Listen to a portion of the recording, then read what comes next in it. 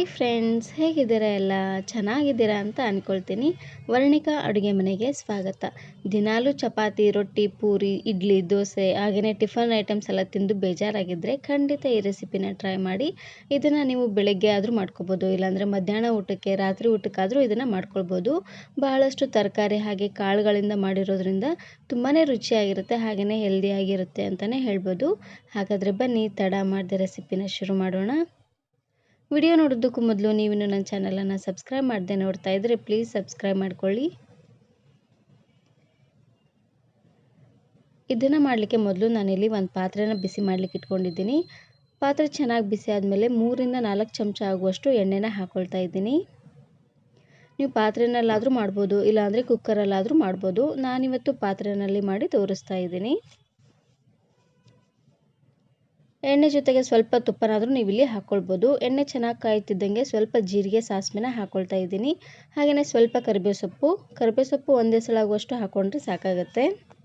ಇವಾಗ ನಾನಿಲ್ಲಿ ತರಕಾರಿನ ಹಾಕ್ಕೊಳ್ತಾ ಇದ್ದೀನಿ. 1 ಕಪ್ ಆಗುವಷ್ಟು ಮೊಳಕೆ ಬಂದಿರುವಂತಹ ಹೆಸರು ಕಾಳು, ಹಾಗೆಯೇ 1 ಈರುಳ್ಳಿ, ಮೀಡಿಯಮ್ ಸೈಜಿನ 1 ಈರುಳ್ಳಿನ ಈ ರೀತಿ ಉದ್ದವಾಗಿ ಕಟ್ ಮಾಡಿ ಹಾಕ್ಕೊಳ್ಳಿ. ಹಾಗೆಯೇ 1 ಹಸಿರು ಮೆಣಸಿನಕಾಯಿ, ಸ್ವಲ್ಪ ಕ್ಯಾರೆಟು, ಹಾಗೆಯೇ ಸ್ವಲ್ಪ ಬೀನ್ಸನ್ನು ಹಾಕ್ಕೊಳ್ತಾ ಇದ್ದೀನಿ. ನಿಮಗೆ ಬೇಕಿದ್ದರೆ ನಿಮ್ಗೆ ಇಷ್ಟವಾಗಿರುವಂತಹ ಯಾವುದಾದ್ರೂ ತರಕಾರಿ ಸಹ ನೀವು ಇಲ್ಲಿ ಹಾಕ್ಕೊಳ್ಬೋದು. ತರಕಾರಿನ ಹಾಕಿದ ಮೇಲೆ ತರಕಾರಿ ಎಲ್ಲ ಸ್ವಲ್ಪ ಸಾಫ್ಟ್ ಆಗೋವರೆಗೂ ಇದೇ ರೀತಿಯಾಗಿ ಬಾಡಿಸ್ಕೊಳ್ತಾನೆ ಬೇಯಿಸ್ಕೊಳ್ಬೇಕು. ಉರಿನ ಆದಷ್ಟು ಲೋ ಫ್ಲೇಮ್ನಲ್ಲೇ ಇಟ್ಟು ಈ ರೀತಿಯಾಗಿ ಬಾಡಿಸ್ಕೊಳ್ತಾನೆ ಬೇಯಿಸ್ಕೊಳ್ಳಿ. ತರಕಾರಿ ಎಲ್ಲ ಬೇಗ ಸಾಫ್ಟ್ ಆಗಲಿ ಅಂತ ನಾನಿಲ್ಲಿ ಸ್ವಲ್ಪ ಉಪ್ಪನ್ನು ಹಾಕ್ಕೊಳ್ತಾ ಇದ್ದೀನಿ. ಹಾಗೆಯೇ 1 ಆಲೂಗಡ್ಡೆನ ಮೇಲ್ಗಡೆ ಸಿಪ್ಪೆನ ಬಿಡಿಸಿ ಹಾಕ್ಕೊಳ್ತಾ ಇದ್ದೀನಿ. ತರಕಾರಿ ಎಲ್ಲ ಸ್ವಲ್ಪ ಸಾಫ್ಟ್ ಆಗ್ತಿದ್ದಂಗೆ ಇವಾಗ ನಾನಿಲ್ಲಿ ಟೊಮೆಟೊನ ಹಾಕ್ಕೊಳ್ತಾ ಇದ್ದೀನಿ.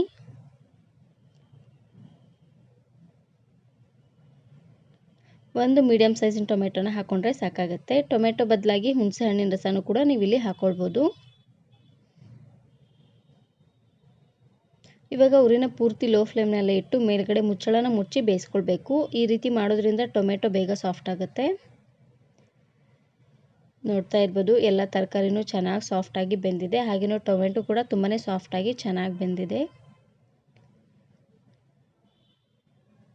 ಇವಾಗ ನಾನಿಲ್ಲಿ 1 ಚಮಚ ಆಗುವಷ್ಟು ಅಚ್ಕಾರದ ಪುಡಿನ ಹಾಕ್ಕೊಳ್ತಾ ಇದ್ದೀನಿ. ಹಾಗೆಯೇ 1 ಚಮಚ ಆಗುವಷ್ಟು ಸಾಂಬಾರು ಪುಡಿ, ಇದು ಮೇನ್ ಇಂಗ್ರೀಡಿಯೆಂಟ್ಸ್ ಅಂತಲೇ ಹೇಳ್ಬೋದು ಸಾಂಬಾರು ಪುಡಿ.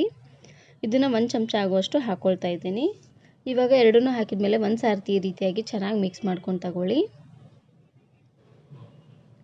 ಇವಾಗ ನಾನಿಲ್ಲಿ ಅಕ್ಕಿ ಹಾಗೆಯೇ ಹೆಸರು ಬೇಳೆನ ಹಾಕ್ಕೊಳ್ತಾ ಇದ್ದೀನಿ. ಈ ಕಪ್ಪಲ್ಲಿ 1 ಕಪ್ ಆಗುವಷ್ಟು ಅಕ್ಕಿ, ಹಾಗೆಯೇ ಅರ್ಧ ಕಪ್ ಆಗುವಷ್ಟು ಹೆಸರು ಬೇಳೆನ ಒಂದು 2-3 ಸಾರ್ತಿ ಚೆನ್ನಾಗಿ ತೊಳೆದು ಹಾಕ್ಕೊಳ್ತಾ ಇದ್ದೀನಿ. ಇದನ್ನು ನೆನೆಸೋದೇನು ಬೇಡ, ಹಾಗೆ ತೊಳೆದು ಹಾಕ್ಕೊಂಡ್ರೆ ಆಯಿತು.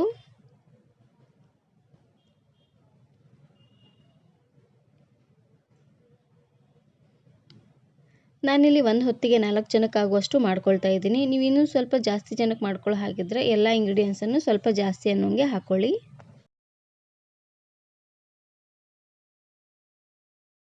ಅಕ್ಕಿ ಹಾಗೆಯೇ ಬೇಳೆನ ಹಾಕಿದ ಮೇಲೆ ಒಂದು ಸಾರ್ತಿ ಈ ರೀತಿಯಾಗಿ ಚೆನ್ನಾಗಿ ಮಿಕ್ಸ್ ಮಾಡ್ಕೊಂಡು ತಗೊಳ್ಳಿ.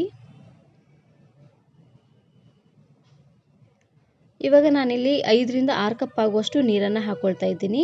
ನಾನು ಯಾವ ಕಪ್ಪಲ್ಲಿ ಅಕ್ಕಿ ಹಾಗೆ ಬೇಳೆನ ತೊಗೊಂಡಿದ್ದೆ ನೋಡಿ, ಅದೇ ಕಪ್ಪಲ್ಲಿ 6 ಕಪ್ ಆಗುವಷ್ಟು ನೀರನ್ನು ಹಾಕ್ಕೊಳ್ತಾ ಇದ್ದೀನಿ.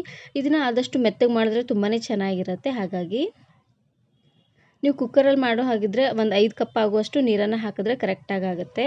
ನಾನಿಲ್ಲಿ ಪಾತ್ರೆಯಲ್ಲಿ ಮಾಡಿ ತೋರಿಸ್ತಾ ಇದ್ದೀನಿ, ಹಾಗಾಗಿ ಒಂದು 6 ಕಪ್ ಆಗುವಷ್ಟು ನೀರನ್ನು ಹಾಕಿದ್ರೆ ಕರೆಕ್ಟಾಗಿ ಆಗುತ್ತೆ. ಇವಾಗ ಒಂದು ಸಾರ್ತಿ ಈ ರೀತಿಯಾಗಿ ಚೆನ್ನಾಗಿ ಮಿಕ್ಸ್ ಮಾಡ್ಕೊಂಡು ತಗೊಳ್ಳಿ. ರುಚಿ ನೋಡಿ, ಉಪ್ಪೇನಾದರೂ ಸ್ವಲ್ಪ ಕಡಿಮೆ ಅಂತ ಅನಿಸಿದ್ರೆ ಇನ್ನು ಸ್ವಲ್ಪ ಉಪ್ಪನ್ನು ಸಹ ನೀವಿಲ್ಲಿ ಹಾಕ್ಕೊಳ್ಬೋದು. ಉಪ್ಪು ಸ್ವಲ್ಪ ಕಡಿಮೆ ಅಂತ ಅನ್ನಿಸ್ತು, ಹಾಗಾಗಿ ಇನ್ನು ಸ್ವಲ್ಪ ಉಪ್ಪನ್ನು ಹಾಕ್ಕೊಳ್ತಾ ಇದ್ದೀನಿ. ಲಾಸ್ಟಲ್ಲಿ ಸಣ್ಣದಾಗಿ ಕಟ್ ಮಾಡಿರುವಂತಹ ಕೊತ್ತಂಬರಿ ಸೊಪ್ಪನ್ನು ಹಾಕ್ಕೊಳ್ತಾ ಇದ್ದೀನಿ. ಇವಾಗ ಉರಿನ ಪೂರ್ತಿ ಮೀಡಿಯಮ್ ಫ್ಲೇಮ್ನಲ್ಲೇ ಇಟ್ಟು ಚೆನ್ನಾಗಿ ಕುದಿ ಬರೋವರೆಗೂ ಇದನ್ನು ಕುದಿಸ್ಕೊಂಡು ತಗೊಳ್ಬೇಕು. ಇವಾಗ ನಾನಿಲ್ಲಿ ಪ್ಲೇಟನ್ನು ಈ ರೀತಿಯಾಗಿ ಅರ್ಧಕ್ಕೆ ಮುಚ್ಚಿ ಬೇಯಿಸ್ಕೊಳ್ತಾ ಇದ್ದೀನಿ. ನೋಡ್ತಾ ಇದ್ದೀರಲ್ವ, ಚೆನ್ನಾಗಿ ಕುದಿ ಬರ್ತಾ ಇದೆ.